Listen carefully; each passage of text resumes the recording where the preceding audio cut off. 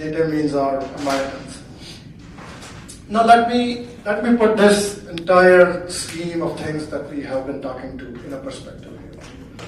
Let me talk to you guys. I have a very fancy presentation as well, but I don't want to do that anymore. Let me ask some simple questions from you. Do you send money home? Do you have a home or your relatives or your loved ones still back in India? Do you? I already see a few nods. Do you have? Yeah, all of you. Yeah, yeah. Do you still want to continue donating money to mosques in India? Do you? Do you? No? Why not? There is a dissent here, and I would like to engage with it as well. It's very good that we have a dissent here as well.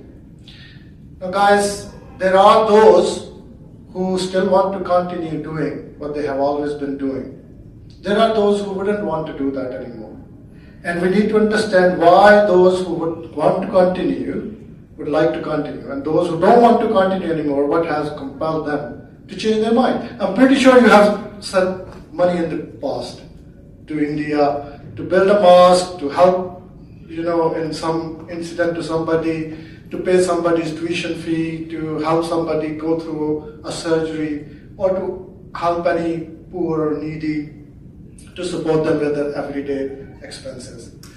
Now guys, the entire activity that we have created here is meant to be about you guys. All of you have made a lot of effort. You have migrated, or your parents have migrated, and you have made a good life here, alhamdulillah.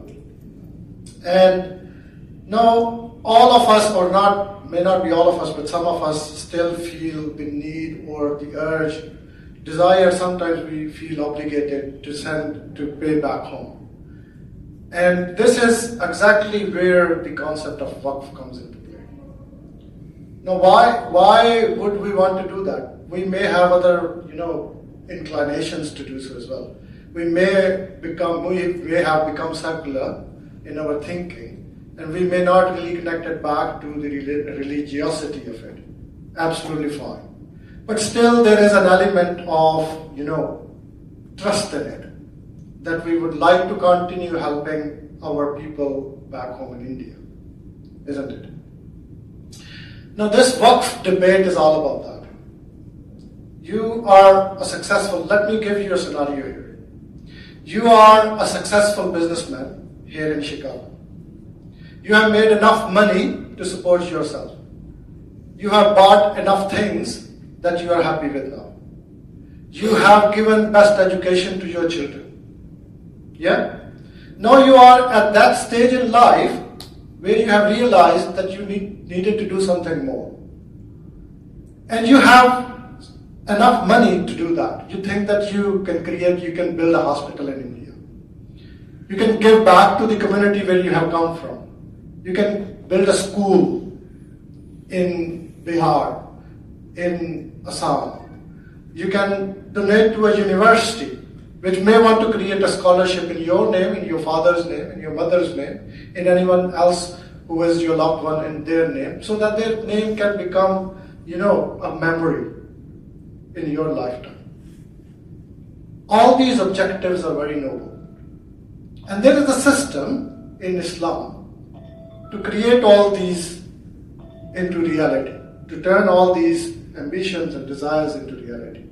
And Waqf is one of those procedures, institutions, whatever you want to call it, that Islam has created. And this debate is all about preserving that back home in India. The institution is being attacked from a lot of different perspectives. The most important and most crucial attack has come through the legislation, most recent legislation. And that legislation has, in a disguise of empowering minority Muslims in India, has tried to make it difficult to create Waqf. Yeah? Has endeavored to introduce procedural constraints the way the Waqf should work, has introduced some requirements that it will become very difficult in the future to create and sustain Waqfs. So this debate is all about that. All the historical narratives that you have heard very patiently, and I must applaud you for that, very patiently, although some of them were too heavy for me as well, to be honest. Now, how are we going to do that in the future? You don't want to send anybody. I would like to ask from you why. It may have something to do with the recent legislative developments in India, but others may still want to. Others may still want to be connected back home. Others may still have families and loved ones. They may still feel themselves connected with the community, with the society, with the people that they have been playing with at the time when they were growing up, and people they have been friends with, the people they saw, in other relationships, in other connotations, and they still want to have some kind of a connection with them. So we would like to continue grow here. We would like to continue build up our lives here. We would like to continue to integrate ourselves here. I myself am a migrant. And I know the pain that the migrants go through. I'm a first generation migrant. And I know the hardship that we have all suffered. And I know also that at some point you feel that you have done enough for yourself, for your family. And I know that at some point you feel that you still owe something to the communities that you have come from. So for us here, who have gathered here, do we still want to continue sending money home to a mosque? Do we want to continue to relate back to universities and institutions back home? Do we want to continue building institutions, civilizational institutions back home, madrasas, other educational institutions? Do we still want to continue with that? That activity has been put into question with this legislative development. And that is why we are doing it here, to inform you that your ambition to be connected with back home has been put into question. And what I am supposed to be talking about is how should we be able to continue doing that. My aim was to develop some kind of policy recommendations for those who are business people and who would still like to continue giving away their hard-earned income or hard-earned assets by way of charity to people in India. And I've developed some good policy recommendations, but they are meant for the kind of broader level policy intervention that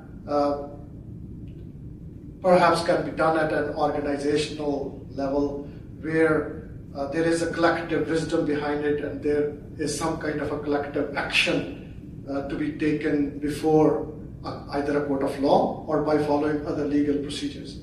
But for our benefit, for the benefit of those who are present here, I would like to continue this conversation with you guys. How do we feel about this particular legislative development in India?